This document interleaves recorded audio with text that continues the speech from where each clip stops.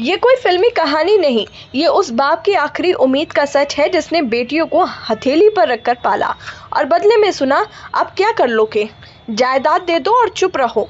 तमिलनाडु के तिरुवन्नमलाई जिले में अब अरुलमिगु रेणुगंबल अम्मन मंदिर का दान पात्र खोला गया तो पुजारियों को उम्मीद थी कि भीतर कुछ सिक्के होंगे, कुछ नोट होंगे, लेकिन जब उन सिक्कों और नोटों के बीच 4 करोड़ की संपत्ति के असली दस्तावेज और एक हाथ से लिखा पत्र निकला तो पूरा मंदिर सन्न रह गया। ये कोई आम चढ़ावा नहीं था, ये एक टूटा हुआ दिल था जो भगवान के चरणों में अपना सब कुछ अर्पित कर चुका था। 65 वर्ष के सेवानिवृत्त फौजी एस विजयन सेना से सेवानिवृत्त होने के बाद जीवन की शांति खोजने वाले एक आम इंसान, लेकिन जिनके लिए उन्होंने अपनी जवानी की सांसें छोड़ी। उन्हीं बेटियों ने जब रोज रोज के जिंदगी में तानों की तलवार चला दी तो अंत में उन्होंने जो किया वो आज पूरे देश में चर्चा का विषय है। विजयन ने अपनी 2 संपत्तियां, एक 3 करोड़ की और दूसरी 1 करोड़ की मंदिर दान पात्र में समर्पित कर दी। ये संपत्ति बस जमीन या ईंटों की दीवार नहीं थी, ये वो जिंदगी थी जो उन्होंने पाई पाई जोड़कर बनाई थी। दैनिक जागरण की रिपोर्ट के अनुसार विजयन ने दान पात्र में जो दस्तावेज डाले वो वैध थे और मूल थे, जिनमें 10 सेंट जमीन और मंदिर के पास एक मकान भी शामिल था। इसके साथ एक चिट्ठी भी थी जिसमें उन्होंने साफ लिखा था कि यह संपत्ति अब देवी के चरणों में समर्पित है। जब मंदिर प्रशासन ने यह देखा तो पहले तो उन्होंने इसे एक असामान्य मजाक समझा, लेकिन जैसे ही दस्तावेजों की जांच हुई सब कुछ स्पष्ट हो गया।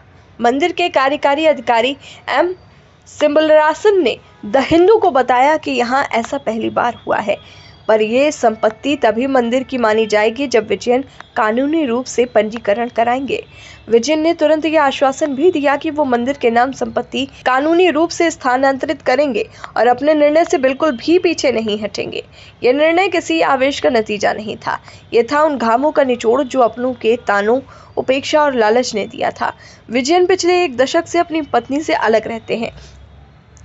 जीवन के इस मोड़ पर उन्हें जिनका सहारा बनना था वो बेटियां उन्हें बोझ समझने लगी। रोजमर्रा की जरूरतों पर छींटाकशी, जायदाद को लेकर मनमानी और फिर वो अपमान जिससे कोई भी पिता जीवन भर नहीं भूल सकता। अब उनका परिवार इस संपत्ति को पाने के लिए कानूनी रास्ता तलाश रहा है, पर विजयन अडिग हैं। वो कहते हैं आस्था और आत्मसम्मान से बढ़कर कुछ नहीं है। ये घटना सिर्फ एक फौजी की कहानी नहीं है, ये उस पिता की पुकार है जो अपना सब कुछ लुटा सकती है लेकिन अपना स्वाभिमान नहीं। ये उन करोड़ों बुजुर्गों की कहानी है जो पुत्र मुंह में सब सह लेते हैं, पर जब आत्मसम्मान टूटता है तो समाज के सामने एक नज़ीर बनकर खड़े हो जाते हैं। ये सवाल हम सबसे है, क्या हम बुजुर्गों को सम्मान दे पा रहे हैं या हम भी उन्हें उस कगार की ओर धकेल रहे हैं जहां से लौटना सिर्फ मंदिर की सीढ़ियों तक ही बचता है।